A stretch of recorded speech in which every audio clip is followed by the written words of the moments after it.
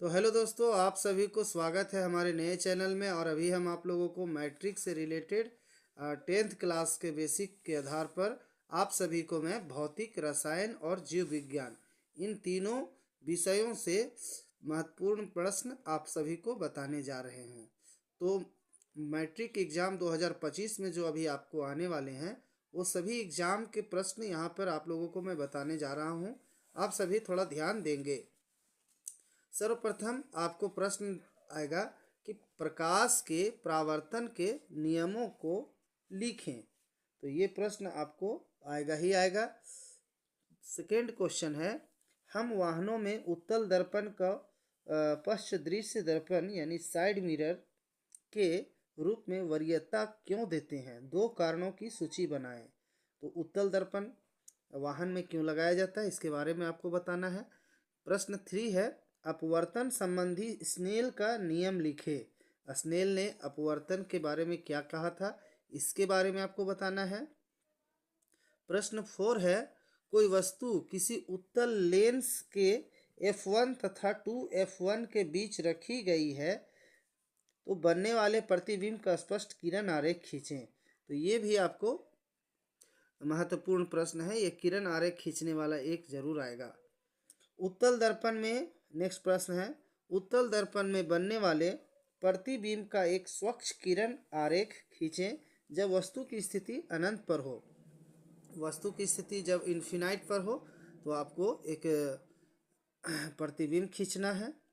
Next है, कोई वस्तु किसी अवतल लेंस के प्रकाशित केंद्र तथा अनंत के बीच रखी गई है, इनके बनने वाले प्रतिबिंब का किरण आरेख खींचे।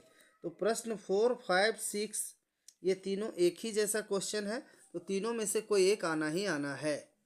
प्रश्न 7 है, किसी अंतरिक्ष यात्री को आकाश नीले की अपेक्षा काला क्यों प्रतीत होता है? परावर्तन के कारण। तो ये भी आपको लिखना होगा। प्रश्न 8 है, खतरे का निशान लाल होता है क्यों?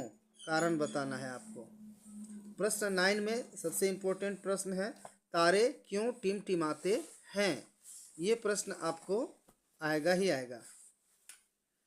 प्रश्न 10 है, अंतिम पंक्ति में बैठे किसी विद्यार्थी को श्यामपट्ट यानी बोर्ड जो होता है पढ़ने में कठिनाई होती है। यह विद्यार्थी किस दृष्टि दोष से पीड़ित है? इसे किस प्रकार संशोधित किया जा सकता है? तो ये दूरदृष्टि निकट दृष्टि से आपको प्रश्न आया हुआ है, ये प्रश्न आपको हल करना है।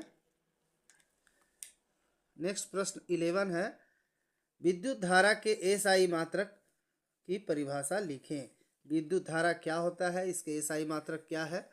आप सभी पढ़े होंगे तो जरूर इसका उत्तर देंगे। तो ये प्रश्न भी महत्वपूर्ण है। नेक्स्ट प्रश्न आपको है, विद्युत लैंपों के तंतुओं के निर्माण में प्रायः एकमात्र टंगस्टन का ही उपयोग क्यों किया जाता है? यानी विद्युत लैंपों यानी बल्ब जो भी बनता है उसमें टंगस्टन का उपयोग क्यों किया जाता है, इसके बारे में आपको लिखना है। नेक्स्ट क्वेश्चन आपको है 13 का, प्रत्यावर्ती विद्युत धारा उत्पन्न करने वाले 3 स्रोतों के नाम लिखें। क्वेश्चन नंबर 14 है, दिष्ट धारा के कुछ स्रोतों के नाम लिखना है। क्वेश्चन नंबर 15 है, प्रत्यावर्ती धारा एवं दिष्ट धारा में एक मुख्य अंतर क्या है? यहाँ पे अंतर बताना है। 3 नंबर का क्वेश्चन आपको पूछेगा ही पूछेगा। 15 नंबर क्वेश्चन, प्रत्यावर्ती धारा एवं दिष्ट धारा। क्वेश्चन नंबर 16 ये आपको वेरी इंपॉर्टेंट क्वेश्चन है, फ्यूज क्या है? इसे विद्युत परिपथ में किस तार द्वारा और किस क्रम में जोड़ा जाता है? तो ये प्रश्न आपका महत्वपूर्ण प्रश्न है। एक और इम्पोर्टेंट क्वेश्चन में मैं आपको ले चलता हूँ, फ्लेमिंग के वाम हस्त एवं दक्षिण हस्त नियम को लिखे।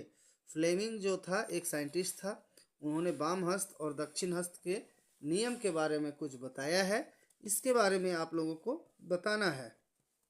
क्वेश्चन नंबर 18 ये थोड़ा न्यूमेरिकल क्वेश्चन है, 7 सेंटीमीटर एक ऊंची वस्तु 8 सेंटीमीटर फोकस दूरी के एक उत्तल लेंस से 12 सेंटीमीटर के दूरी पर रखी है।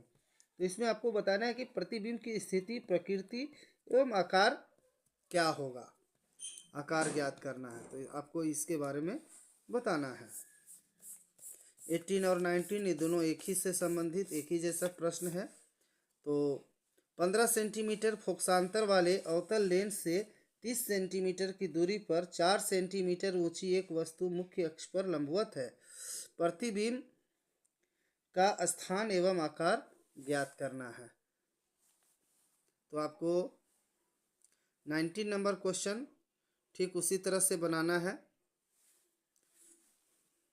18 और 19 दोनों एक ही जैसा क्वेश्चन है, ठीक है, आप लोग बना लीजिएगा। नहीं जानते होंगे तो कमेंट बॉक्स में कमेंट करके लिखेंगे आंसर, तो मैं आपको आंसर बताऊंगा।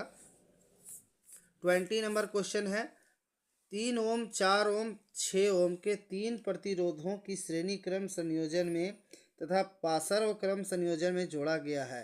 समतुल्य प्रतिरोध की गणना करें। तो ये ओम का नियम है, ओम का नियम आप पढ़े होंगे। प्रतिरोध कैसे ज्ञात करना है, प्रतिरोध को कैसे जोड़ा जाता है। क्वेश्चन नंबर 20 और क्वेश्चन नंबर 21 यानी 20 और 21 दोनों एक ही जैसा है और 22 भी एक ही जैसा है। तो 21 को अगर हम पढ़ते हैं, 3 ओम 6 ओम और 9 ओम प्रतिरोध के 3 प्रतिरोधकों को किस प्रकार संयोजित करेंगे कि संयोजन की कुल प्रतिरोध 18 ओम और 18/11 ओम हो। तो ये ओम के नियम से दर्शाया गया है, इसको आपको संशोधन करना है। क्वेश्चन नंबर 22 में भी कहा गया है, यह दर्शाए कि आप 6 ओम प्रतिरोध के 3 प्रतिरोधकों को किस प्रकार संयोजित करेंगे कि प्राप्त संयोजन का प्रतिरोध 9 ओम 4 ओम 18 ओम और 2 ओम हो। तो आपको क्वेश्चन नंबर 21 और क्वेश्चन नंबर 22 दोनों एक ही जैसा है और 20 भी, तीनों सेम क्वेश्चन है। 23 क्वेश्चंस जो है दोस्तों, आप सभी को मैं इम्पोर्टेंट क्वेश्चन ही बता रहा हूँ। 400 वाट अनुमत का कोई विद्युत रेफ्रिजरेटर 8 घंटे प्रतिदिन चलाया जाता है। 3 रुपया प्रति किलोवाट की दर से इसे 30 दिन तक चलाने के लिए ऊर्जा का मूल्य ज्ञात करें। इसमें बिजली कितना खपत होगा और कितना पैसा का लगेगा, जबकि 1 घंटा में 3 रुपया का खर्च आता है। तो इसको बताना है कि 30 दिन में कितना खर्च लगेगा। तो यदि आप पढ़े होंगे तो ज़रूर बताएंगे और नहीं जानते हैं तो कमेंट करिए, इसका आंसर हम बताएंगे। फिर है, एक घर में 12 वाट के 10 एलईडी बल्ब एवं 75 वाट के 5 पंखे लगे हैं। ये प्रतिदिन 10 घंटा उपयोग में लाए जाते हैं। फरवरी 2020 का बिल तैयार करें यदि दर 6 रुपया प्रति यूनिट हो। तो ये भी क्वेश्चन आपका न्यूमेरिकल में आता है। यदि न्यूमेरिकल आप तैयार करते होंगे तो आप इसको आसानी से बना सकते हैं, ठीक है। चलते हैं नेक्स्ट क्वेश्चन की ओर। तो नेक्स्ट क्वेश्चन आपका 25 नंबर का क्वेश्चन है दोस्तों, कि निम्न विद्युत परिपथ में परिकलित करें। अब यहाँ पर एक डायग्राम आपको दिया गया है। इस डायग्राम से आपको ज्ञात करना है कि प्रत्येक प्रतिरोध से प्रवाहित विद्युत धारा, दूसरा में परिपथ में प्रवाहित कुल विद्युत धारा और तीसरा में परिपथ का कुल प्रतिरोध। तो फर्स्ट में आपको प्रतिरोध से कितना विद्युत धारा प्रवाहित हो रहा है, फिर है कि परिपथ में प्रवाहित कुल विद्युत धारा और तीसरा परिपथ का कुल प्रतिरोध।